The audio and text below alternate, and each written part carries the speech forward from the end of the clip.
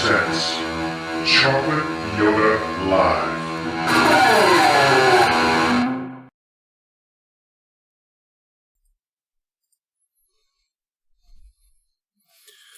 Hi folks, Chocolate Yoddah here, spelled Y-O-D-D-A-H, because film studios are litigious. And today is Tuesday, June 6th, 2023. And I had another topic completely in mind for today, but that got scrapped. So when I got up and I was doing my errands, just preparing for the rest of my day, gassing up the car and gassing myself up with food and caffeinating myself, I was listening to podcasts, as I often do in the car.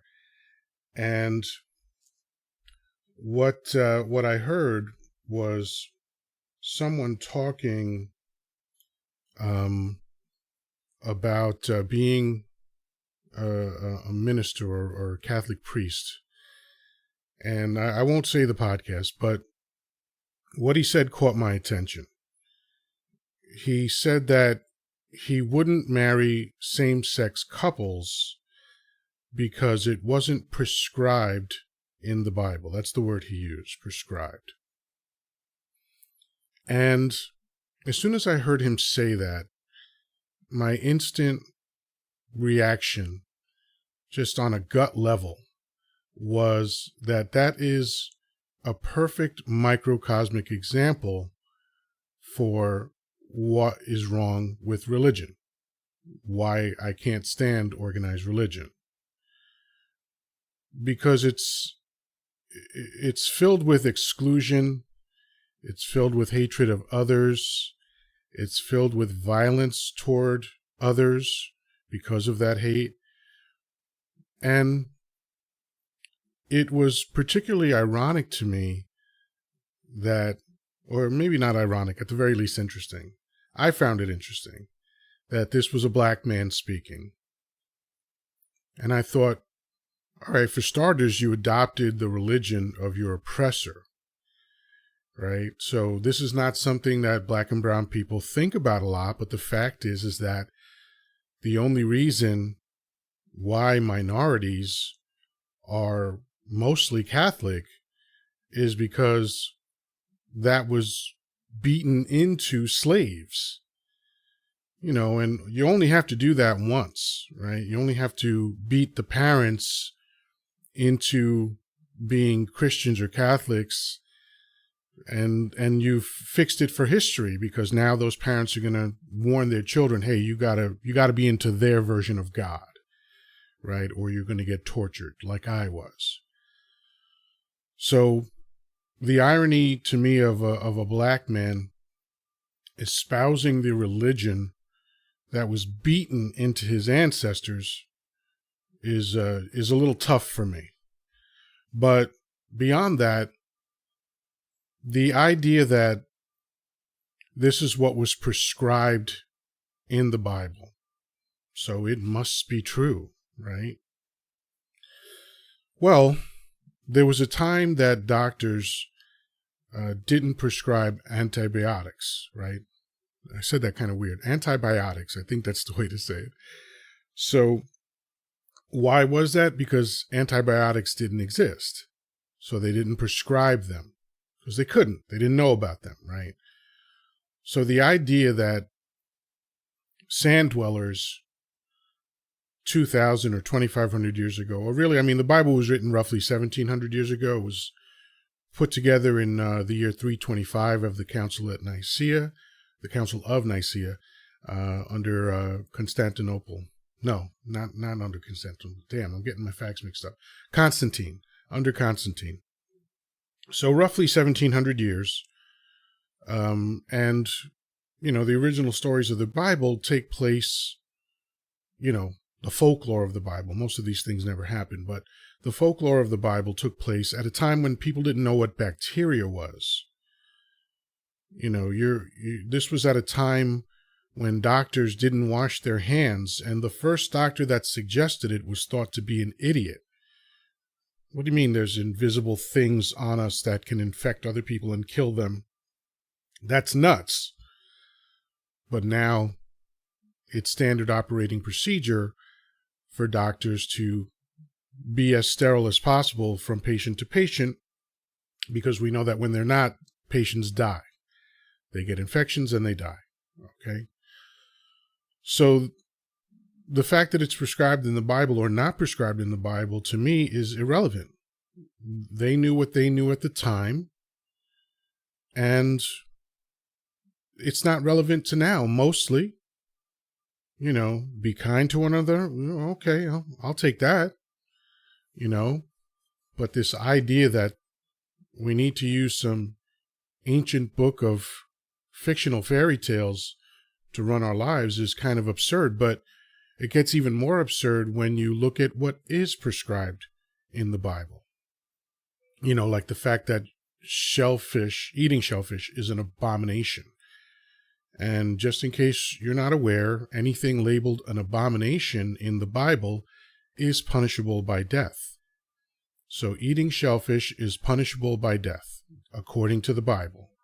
Mixing fabrics is punishable by death. I forget which ones, but it specifies which fabrics you can't mix, or you're committing a sin, or that might also be an abomination. I forget right now. But other things that are prescribed in the Bible, if your daughter, or let's just say an unwed woman, is discovered to have had sex out of wedlock, the Bible prescribes that she be dragged by the elder men of the town to her father's doorstep and beaten to death in front of him. That's prescribed in the Bible. And by the way, this is not an interpretation. It is as plain as day in the Bible. I didn't prepare to look up which parts. I actually have those noted, but they're in there. Okay, and it's unambiguous. It's very, very clear that is the instruction. What else? Let's see. Divorce. You're supposed to stone divorced people to death. I mean, there's a long list. We know this, right? I mean, there's just sins and abominations scattered all over the Bible. There's a story of young men, probably teenagers, making fun of someone because he was bald, either naturally bald or shaven. I'm unclear about that, but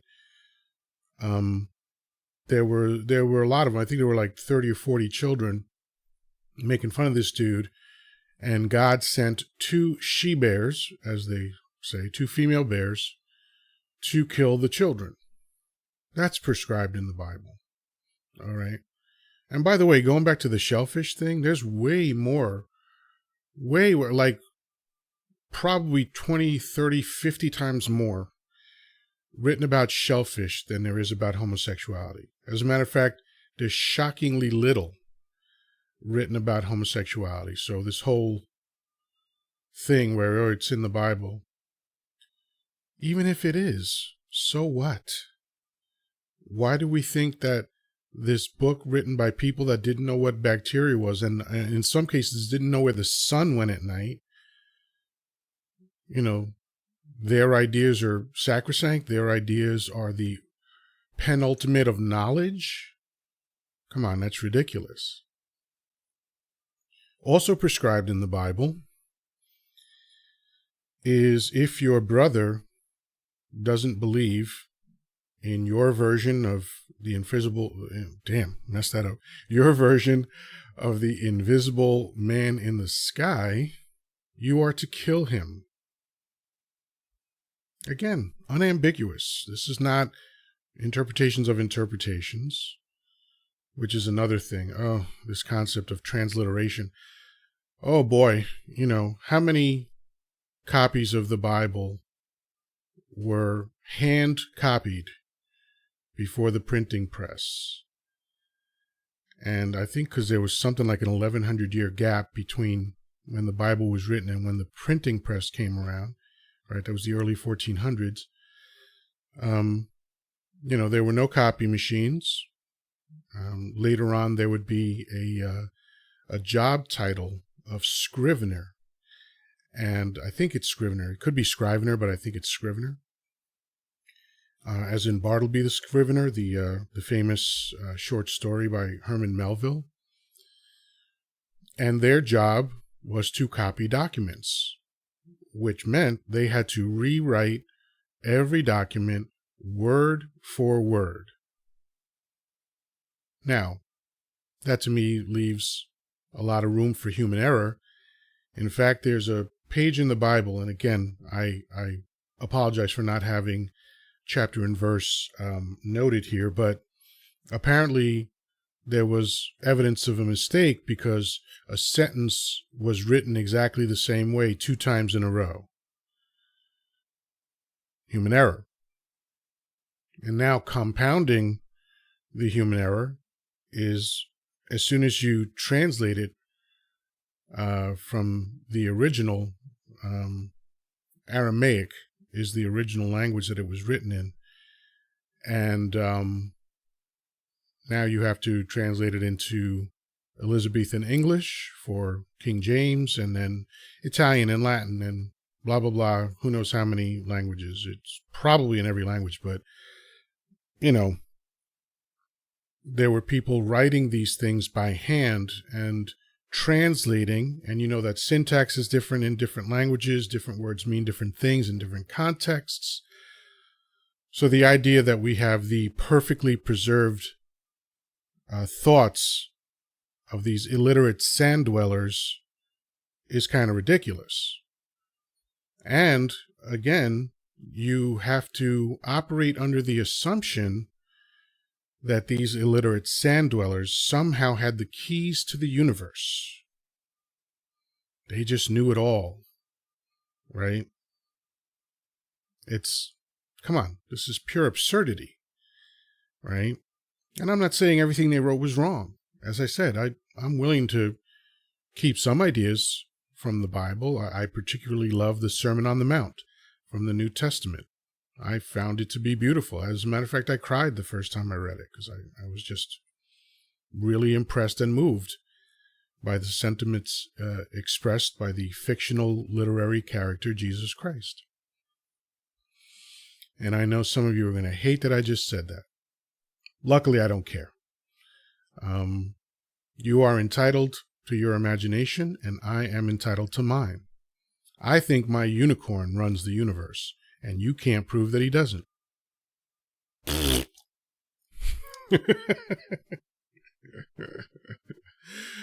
But really, it's the Bible is an attempt to control people. That's why a king commissioned the most popular version of it, right? That king wanted to control his subjects. So you create the all-powerful Wizard of Oz, and then you say the Wizard of Oz chose me to lead you. Okay? That's how it worked back then, and that's how it still works now. So when someone says, I won't perform marriages for same-sex couples, they're just carrying on the long tradition of hatred and segregation and judgment about other people. And these things wouldn't be a problem if they didn't result in death. They already result in oppression. They already result in judgment and prejudgment, otherwise known as prejudice. But unfortunately, they wind up in death also. That's what a lot of wars were about. That's what the Sunni-Shia conflict that's going on today is about, and many others. But imagine, Sunnis and Shias, the same people, as far as I know, as far as I can tell, they are the same people. They are born in the same place. They eat the same food, drink the same water, are affected the same way by the environment. I don't know on a DNA level, but my presumption is that even on a DNA level, they would be considered the same. And of course, on a DNA level writ large, we're all the same. But that's a story for another time. So why have the Sunnis and Shias been beheading each other in the streets for 1,400 years? A literary figure. Now, my understanding is that Muhammad was a real man, a real boy. But there's a disagreement about who he was and what he did in the Quran. And for that reason, people have been murdering each other. Genocides are very often fueled by religious differences. So I can't embrace these things. I can't embrace a philosophy or a teaching or a strategy that says that I'm supposed to hate other people and says I'm supposed to kill other people. That's what the Bible teaches. One last thing prescribed by the Bible, I meant to mention this earlier, but I just remembered it now. Slavery. Man, there are voluminous, extremely detailed instructions about how to manage slaves, including how to trick slaves into staying with you after they've paid their debt to you and can move on. You know, like having different rules for men, women, and children.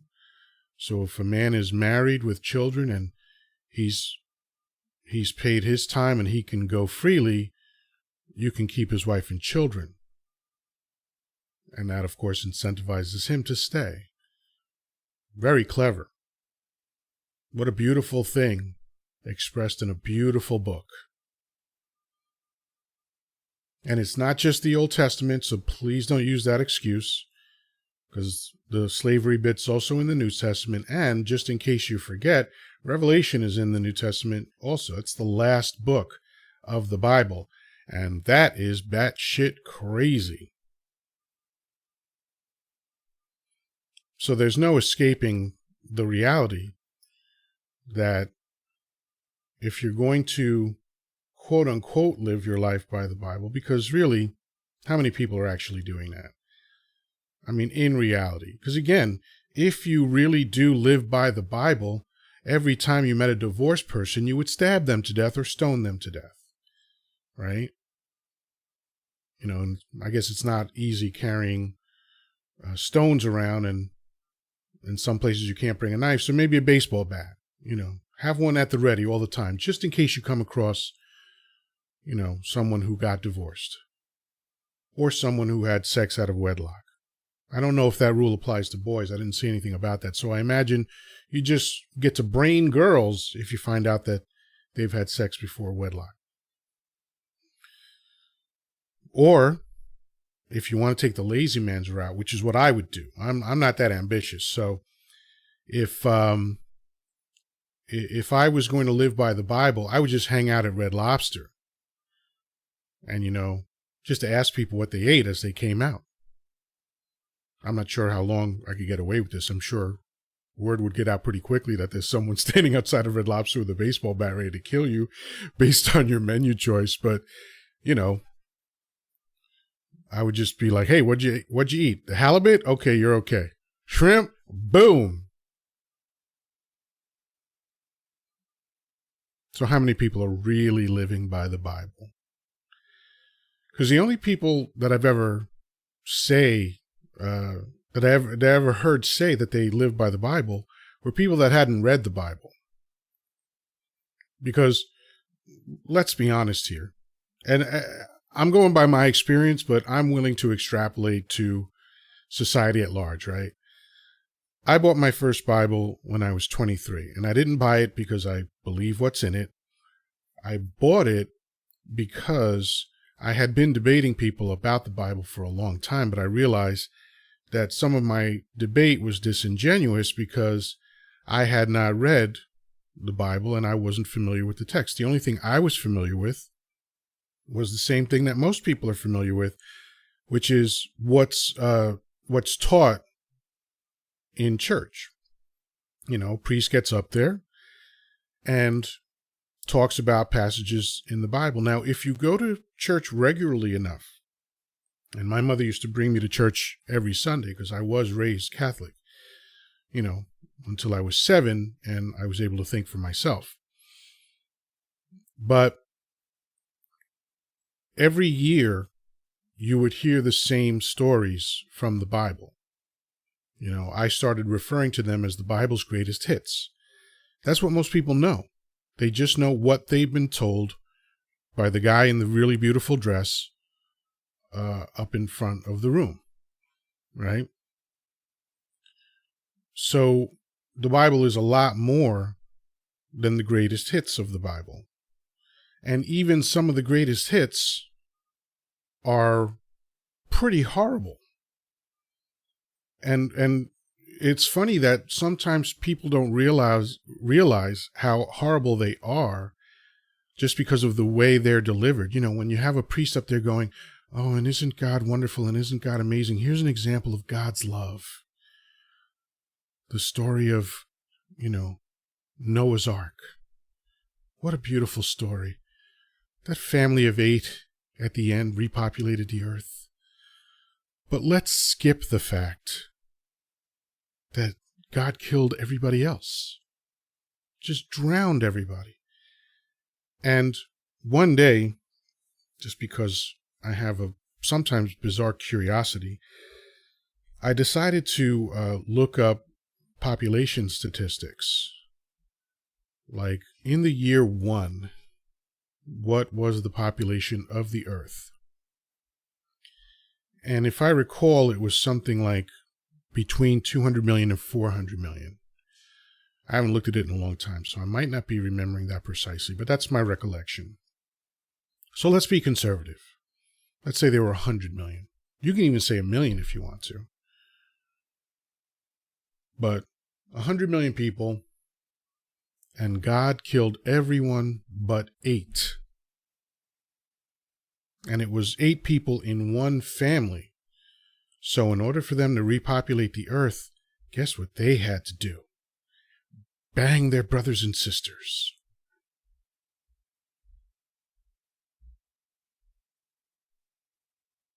I'm not making this up. This is in the Bible. Story of Job.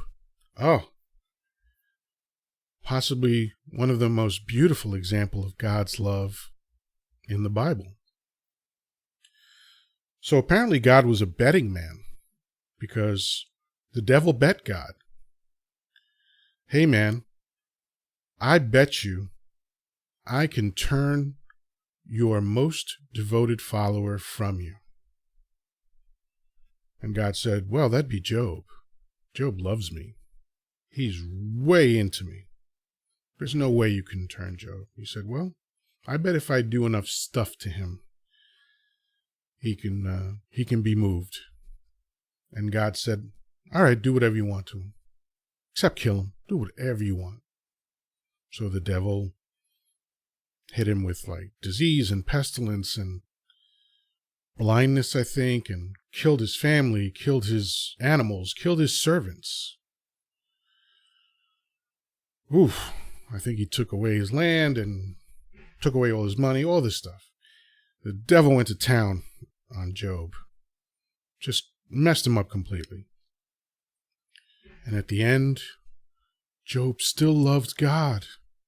Oh, that's beautiful. But you got to keep reading. Because, of course, that's not beautiful. That's friggin' horrible. Right? But God replaces almost everything that Job lost. Brought back his family, because that's a trick that God seems to love, just bringing people back from the dead. By the way, if you read the Bible, that's not a special thing. It happened every year. People rose up out of their graves every single year. So, whatever. Jesus brought back a couple, whatever. So, God replaced or reanimated his livestock and his land and his house and his family, but there's no mention of his servants. They didn't come back. So in order to win a bet, God was like, you kill the servants. I could bring them back. I'm God. I'm not gonna. Ah, it's beautiful. Beautiful. So when I hear people talk like this small-minded idiot that I heard earlier saying that he wouldn't marry same-sex couples, I just think, screw you, man. You're a piece of garbage in my eyes. And yeah, that's a harsh judgment. I don't care. What he said was disgusting. And just for the record, I'm an ordained clergy. I have married 3 people. I'll marry anyone. I mean, there seems to be only 3 choices, right? Man, woman, man, man, girl, girl. So, whatever permutation you want. I won't marry you to your goat because the goat can't give consent. Okay? And usually it sounds like they're saying, nah.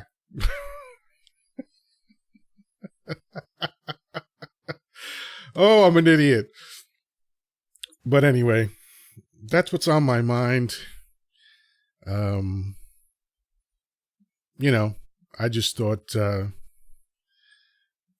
I just hate stuff like that. I hate people that justify their hatred by some ancient fiction, which is just no more than a collection of adult fairy tales. And look, I have no problem with believers, right? If you want to believe in whatever thing you want to believe in because it comforts you, because you think it makes you a better person, because it alleviates your fear of dying, no problem. I get that. I understand that. But the moment you start judging other people harshly and excluding other people because of your goofy imagination, which is no different than my goofy imagination, that's what I have a problem with. So, that's it for now. Peace, love, and granola. Talk to you soon.